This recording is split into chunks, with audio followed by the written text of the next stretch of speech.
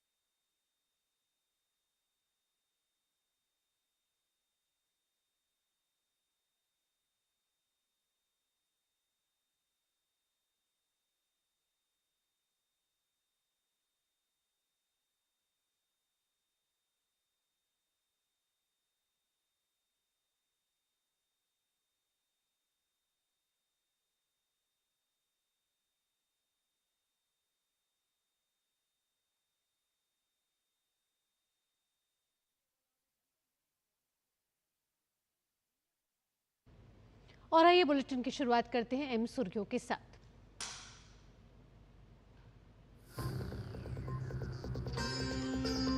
PM Modi और German chancellor 18वें एशियाई प्रशांत German व्यापार सम्मेलन में हुए शामिल। पीएम मोदी ने भविष्य की समस्याओं का समाधान देने में भारत को बताया सक्षम। वहीं शोल्स ने कहा, भारत जर्मन व्यापार सहयोग से दोनों देशों को होगा लाभ।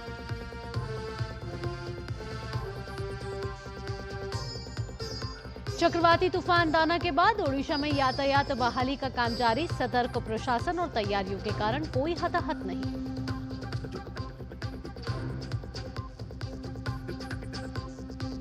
झारखंड में पहले चरण के नामांकन के आखिरी दिन पर्चे भरने का काम जारी। वहीं महाराष्ट्र में देवेंद्र फडणवीस सहित कई दिग्गज भी नामांकन करेंगे दाखिल।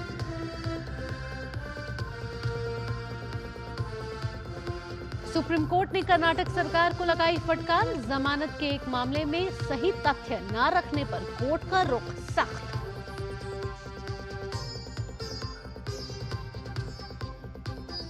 और दिल्ली के कई इलाकों में AQI लेवल अभी भी बहुत खराब श्रेणी में। सांस लेने में दिक्कत और आंखों में जलन की शिकायतें।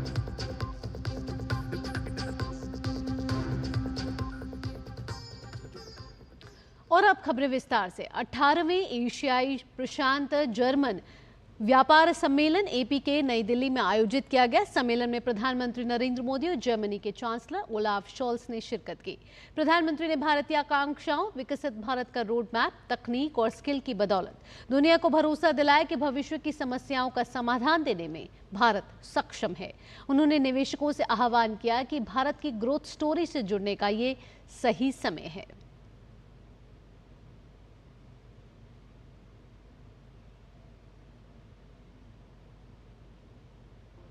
आज भारत डेमोक्रेसी, डेमोग्राफी, डिमांड और डेटा, इसके 4 मजबूत पिलर्स पर खड़ा है।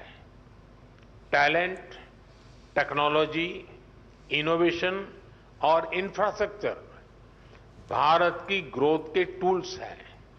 इन सभी को ड्राइव करने वाली एक और बड़ी ताकत आज भारत में है। ये ताकत है एस्पिरेशनल इंडिया, यानी AI, आर्टिफिशियल इंटेलिजेंस और AI एस्पिरेशनल इंडिया की डबल ताकत भारत के पास है। और एस्पिरेशनल इंडिया को हमारा यूथ ड्राइव कर रहा है। प्रधानमंत्री ने जर्मनी भारत के एशिया पैसिफिक बिजनेस समिट को वैश्विक सप्लाई ट्रस्ट और स्टेबिलिटी के लिए अहम बताया। दुनिया को स्टेबिलिटी और सस्टेनेबिलिटी की जरूरत है, ट्रस्ट और ट्रांसपेरेंसी की जरूरत है। चाहे सोसाइटी हो या फिर सप्लाई चेन, हर मोर्चे पर इन वैल्यूज को बल देने की जरूरत है। इनके बिना कोई भी देश, कोई भी रीजन अपने बेहतर फ्यूचर की कल्पना नहीं कर सकता। इंडो पैसिफिक रीजन तो दुनिया के फ्यूचर के लिए बहुत जरूरी है। ग्लोबल ग्रोथ हो, पॉपुलेशन हो, स्किल्स हो, इस रीजन का कंट्रीब्यूशन और पोटेंशियल दोनों बहुत व्यापक है। जर्मन चांसलर ने भी संघर्षों के समाधान पर जोर देते हुए वैश्विक नियम कानूनों के पालन को महत्वपूर्ण बताया। उन्होंने हिंद प्रशांत क्षेत्र में स्वतंत्र नौवहन और नियम आधारित समाधान पर जोर दिया। The Korean Peninsula, the South and East China Sea all remain flashpoints of potential conflicts, even though we all hope that these conflicts can be contained. So my first message to all of you today is this: let us do whatever we can to bring about political solutions to these conflicts, solutions that are based on international law and the principles of the UN Charter. उन्होंने भारत के साथ मजबूत सहयोग पर बल दिया। Chancellor Sholes ने कहा कि उनका देश भारत के साथ अधिक सहयोग का पक्षधर है। Intergovernmental consultations with India, we also want to deepen our cooperation on defense and agree to bring our militaries closer together. Our overall message is clear: we need more cooperation, not less. वहीं उन्होंने साथ ही कहा कि Bharat German व्यापार से दोनों ही देशों को लाभ हुआ है। We must avoid one-sided dependencies, particularly in areas of strategic important critical raw materials and certain technologies, for instance.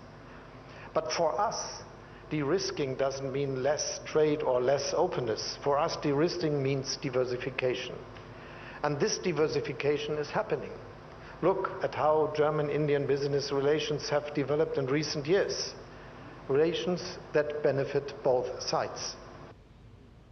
और आपको बता दें कि जर्मन चांसलर ओलाफ शोल्स इस समय भारत की यात्रा पर हैं। उन्होंने 18वें एशिया प्रशांत सम्मेलन में भाग लिया और इसके बाद जर्मन चांसलर और प्रधानमंत्री नरेंद्र मोदी हैदराबाद हाउस में मिले, जहां 7वीं अंतर सरकारी परामर्श बैठक होगी और वहां पर अब से कुछ देर बाद समझौते से जुड़े कार्यक्रम के लिए भी वार्ता होगी। और आपको बता दें कि आईजीसी परामर्श के लिए चांसलर शोल्स जो है उनके साथ मंत्रिमंडल के वरिष्ठ मंत्री भी मौजूद होंगे। आपको बता दें कि आईजीसी एक संपूर्ण सरकारी ढांचा है जिसके तहत दोनों पक्षों के मंत्री अपनी अपनी जिम्मेदारी के क्षेत्रों में चर्चा करते हैं। दोनों नेता सुरक्षा और रक्षा सहयोग बढ़ाने, प्रतिभा की गतिशीलता के लिए अधिक अवसर, गहन आर्थिक सहयोग, हरित और सतत विकास साझेदारी और उभरती और रणनीतिक प्रौद्योगिकियों के क्षेत्र में सहयोग पर विचार विमर्श करने के लिए बातचीत कर रहे हैं। तो प्रधानमंत्री नरेंद्र मोदी और German chancellor Olaf Sholes IGC परामर्श कार्यक्रम में इस समय हिस्सा ले रहे हैं और ये तस्वीरें नई दिल्ली के हैदराबाद हाउस की, जहां दोनों ने हैंडशेक किया और इसके बाद दोनों के बीच एक महत्वपूर्ण बैठक चल रही है और साथ ही चांसलर शोल्स के साथ उनके मंत्रिमंडल के वरिष्ठ मंत्री भी इस समय मौजूद हैं। कुछ ही देर में दोनों देशों के बीच जुड़े कार्यक्रम और हुए समझौते के लिए जानकारी आपको अपडेट करते रहेंगे। इससे पहले आपको बता दें कि आज सुबह 18वीं एशियाई प्रशांत सम्मेलन एपीके 2024 में जर्मन चांसलर ओलाफ शोल्स ने शिरकत की है। इससे पहले भारत दौरे पर आए जर्मनी के चांसलर ओलाफ शोल्स ने प्रधानमंत्री नरेंद्र मोदी से नई दिल्ली में 7 लोक कल्याण मार्ग स्थित आवास पर मुलाकात की। तो दोनों ही देशों के बीच गर्मजोशी देखी गई। दोनों ही देशों के बीच रिश्तों को और प्रगाढ़ करने की और एक नया अध्याय लिखने के लिए दोनों के बीच मुलाकात हो रही है। आपको बता दें कि जर्मन चांसलर ओलाफ शोल्स इस समय भारत की यात्रा पर हैं, जहां उन्होंने 18वीं एशियाई प्रशांत सम्मेलन एपीके 2024 में शिरकत की है और वहां मौजूद लोगों को संबोधित किया है।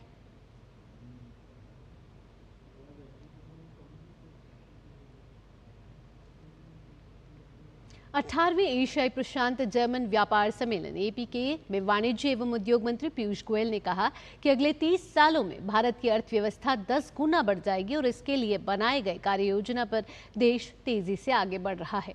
भारत में निवेशकों को यहाँ के विशाल लोकतंत्र और युवा शक्ति का विशेष फायदा मिलता है, जो कि दोनों देशों के लिए लाभकारी है।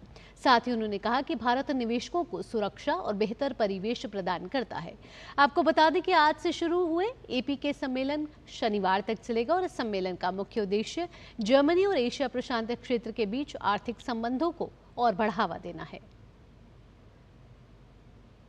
For the next 30 years, India has a path laid out in which we are going to grow our economy from our current level to at least 10x what we are today, from $3.5 trillion to about $30-35 trillion.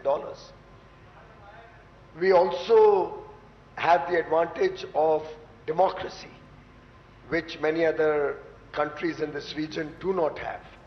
We provide the rule of law, we provide safety, we provide comfort to investors, to businesses, and from India, no wealth creator or businessman will disappear overnight to come back as a professor in a university in Japan.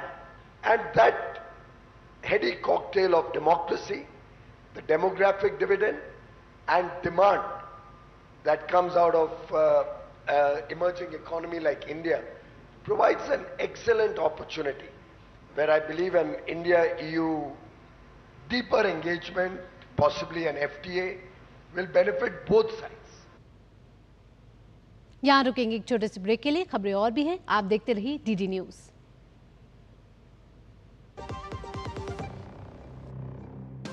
उड़ान प्रधानमंत्री नरेंद्र मोदी जी के vision से बनी योजना, जिससे हवाई चप्पल पहनने वालों का भी हवाई जहाज का सपना हुआ पूरा। आज देश के हर राज्य में है एयरपोर्ट। एविएशन सेक्टर बन रहा है वर्ल्ड क्लास। इमरजेंसी में बीमार माँ को इलाज के लिए बेटे बड़े अस्पताल ले जा पाते हैं। नॉर्थ ईस्ट में एयर कनेक्टिविटी से टूरिज्म के मौके बढ़े। लोकल कारोबारी, ढाबे, होटल वाले सबकी तरक्की के रास्ते खुले। उड़ान लोकल इंस्पिरेशन की, उड़ान रीजनल इकोनॉमी की, उड़ान विकसित बनते भारत की। उड़ान योजना के 8 साल बेमिसाल।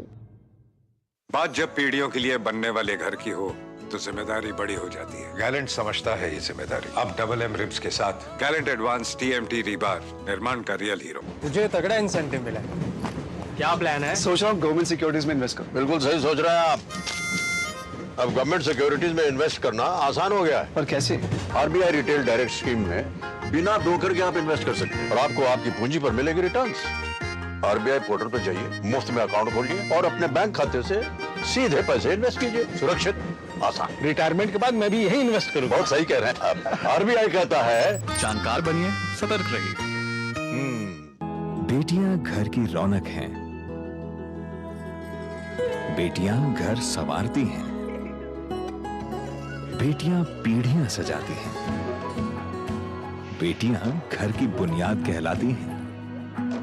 बेटियों को सलाम करता है मोंगिया स्टील, स्टील का बादशाह। ब्रेक के बाद आपका स्वागत। बुलेटिन को आगे बढ़ाते हैं। मेड इन इंडिया मुहिम के तहत भारत अंतरिक्ष के क्षेत्र में भी तेजी से आत्मनिर्भर बनता जा रहा है। इस समय रॉकेट के निर्माण में इस्तेमाल होने वाले लगभग 95% कलपुर्जे देश में ही बनाए जा रहे हैं। जानकारी इसरो के अध्यक्ष डॉक्टर एस सोमनाथ ने दी है। दरअसल आपको बता दें, इसरो अध्यक्ष भारतीय सेना द्वारा आयोजित चाणक्य रक्षा वार्ता का दूसरा संस्करण में शामिल हुए हैं। इस दौरान उन्होंने बताया कि रॉकेट के अलावा अंतरिक्ष यान के लिए भी लगभग 60% पार्ट्स भारत में ही बनाए जाते हैं, 40% बाहर से आते हैं।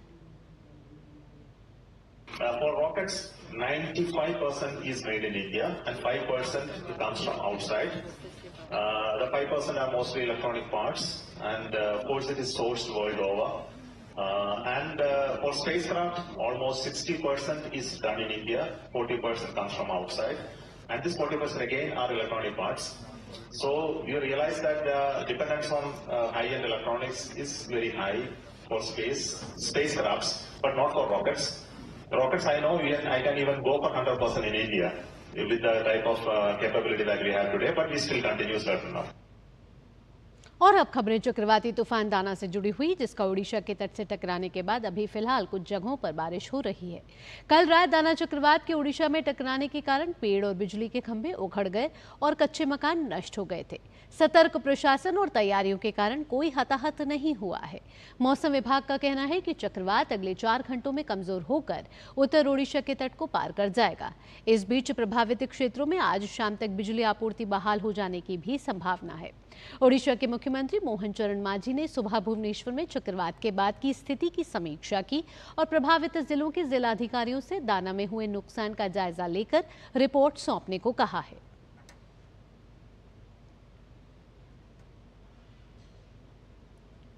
वहीं ओडिशा के मुख्यमंत्री मोहन चरण मांझी ने कहा है कि चक्रवाती तूफान दाना ने से सतर्क प्रशासन और तैयारियों के कारण कोई हताहत नहीं हुआ है।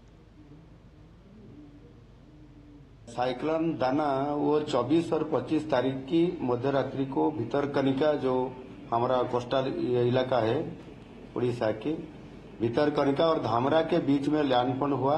करीब 40 से 100 मिलीमीटर तक बारिश भी हुई। प्रशासन की तत्परता और त्रुटि सैन्य प्रबंधन के चलने से कहीं भी कोई जानमाल की क्षति नहीं हुई और सरकार की जीरो कैजुअलिटी का लक्ष्य भी हमारा संपूर्ण रूप से पूरा हुआ और संपत्ति का भी कोई नुकसान नहीं हुआ। लगभग 6 लाख लोगों का सुरक्षित स्थानों को स्थानांतरित किया गया है। करीब 6000 गर्भवती महिलाओं का स्वास्थ्य केंद्रों में स्थानित किया गया है। इसमें से 1600 स्वस्थ शिशुओं का भी जन्म हुआ।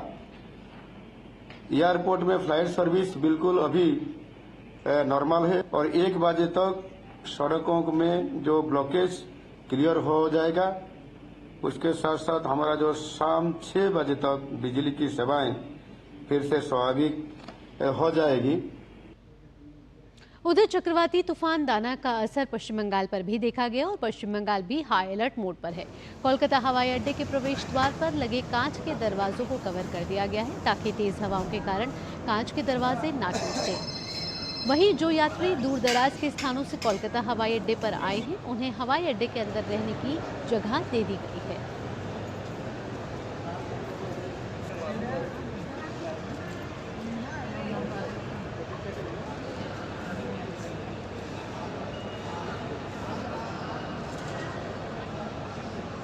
पश्चिम बंगाल में चक्रवात दाना के कारण पूर्वी मेदिनीपुर और पुराने दीघा समुद्र तट पर ऊंची लहरें देखी गई हैं। तो चक्रवात दाना का असर पश्चिम बंगाल पे भी देखा गया। वहीं पूर्वी मेदिनीपुर और पुराने दीघा समुद्र तट पर ऊंची लहरें देखी गई हैं और साथ ही साथ तेज हवाएं चल रही हैं और बारिश का सिलसिला भी वहां जारी है।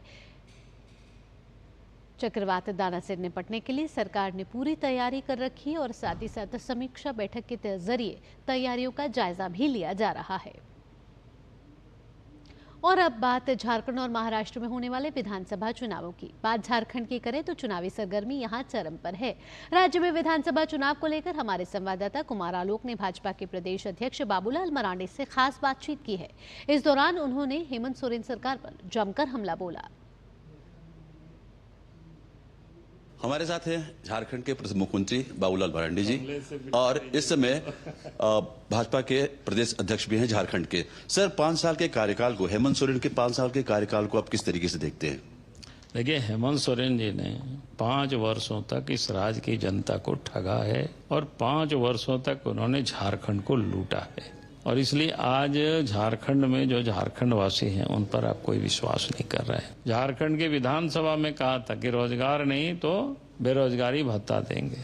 बीए पास को 5000, एमए पास को 7000। 5 साल पूरा हो गया, दिया नहीं साहब। तो इतना बड़ा ठग तो हमने कहीं देखा नहीं। हमको लगता है देश में कोई भी ऐसा मुख्यमंत्री नहीं है जो इतना बड़ा ठगे हो लोगों को। जो अपना घोषणा पत्र के ऊपर उन्होंने अमल नहीं किया तो उससे क्या उम्मीद करें।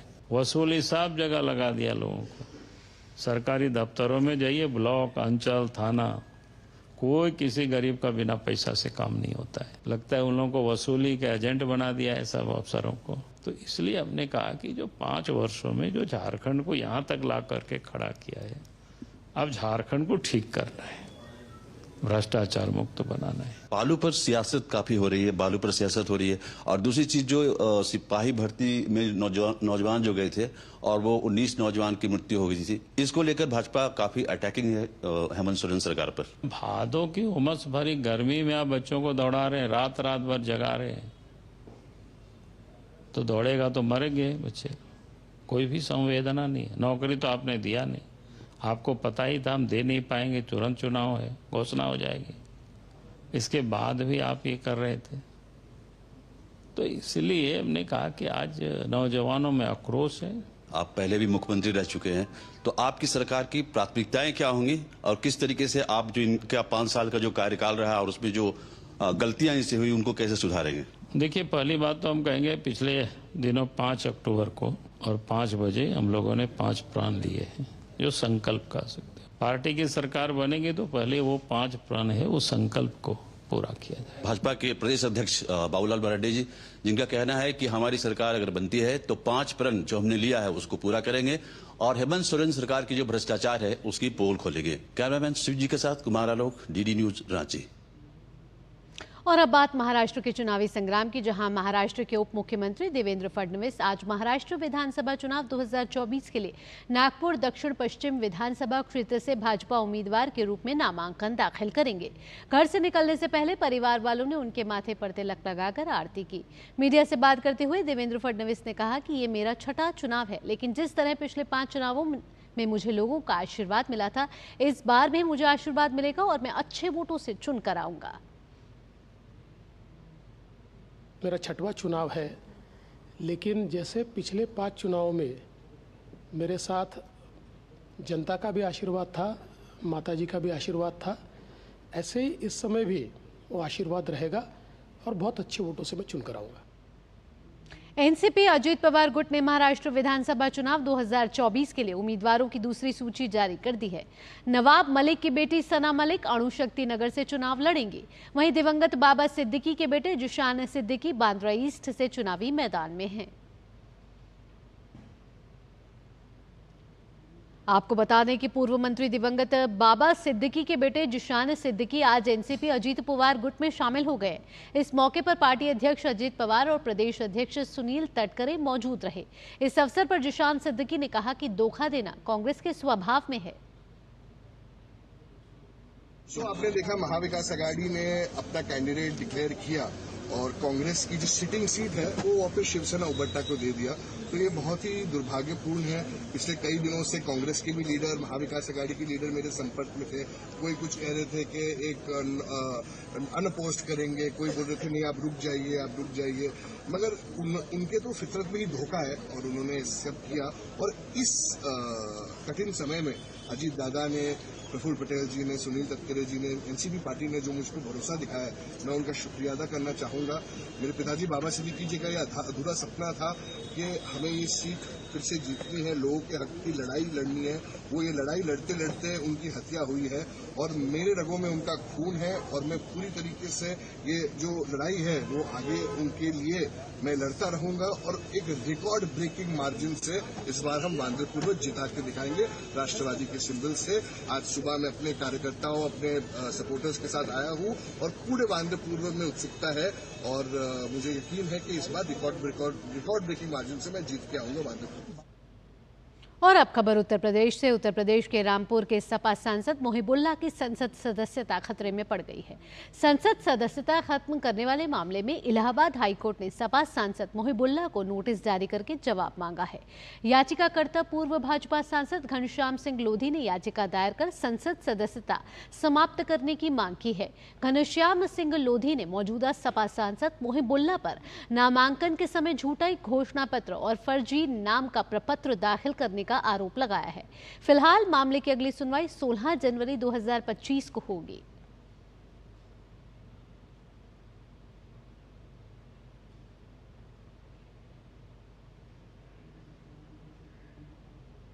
बुलेटिन में आगे बढ़ते हैं। भारत में एआई इंफ्रास्ट्रक्चर बनाने के लिए रिलायंस इंडस्ट्रीज और अमेरिकी कंपनी एनवीडिया पार्टनरशिप कर रहे हैं। अमेरिका की सेमीकंडक्टर चिप बनाने वाली कंपनी एनवीडिया के सीईओ जेनसन हुआंग ने ये जानकारी दी है। एनवीडिया ने हिंदी एआई मॉडल भी लॉन्च किया है। एनवीडिया एआई समिट इंडिया के मंच पर पहुंचे हुआंग ने कहा कि भारत कंप्यूटर और आईटी इंडस्ट्री का केंद्र है। उन्होंने प्रधानमंत्री मोदी के साथ हुई मुलाकात का जिक्र करते हुए कहा कि पीएम मोदी ने कहा था कि भारत को अपना खुद का एआई बनाना चाहिए। भारत को इंटेलिजेंस इंपोर्ट करने के लिए अपना डेटा एक्सपोर्ट नहीं करना चाहिए। मुंबई में एनवीडिया एआई समिट 2024 के दौरान मुकेश अंबानी ने कहा कि भारत आने वाले समय में दुनिया के सबसे बड़े इंटेलिजेंस बाजारों में से एक होगा। हम इंटेलिजेंस का इस्तेमाल करके समृद्धि लाने में सक्षम होंगे और दुनिया में समानता भी ला सकेंगे। उन्होंने कहा कि भारत के पास दुनिया का सर्वोत्तम डिजिटल कनेक्टिविटी इंफ्रास्ट्रक्चर है। उन्होंने साथ ही कहा कि रिलायंस इंडस्ट्रीज का नया प्रमुख डेटा सेंटर नवीनतम एनवीडिया ब्लैकवेल एआई चिप का उपयोग करेगा और आम लोगों के लिए किफायती एआई सर्विस देगा। रिलायंस और एनवीडिया के बीच साझेदारी का उद्देश्य देश में एक मजबूत एआई बुनियादी ढांचे का निर्माण करना है।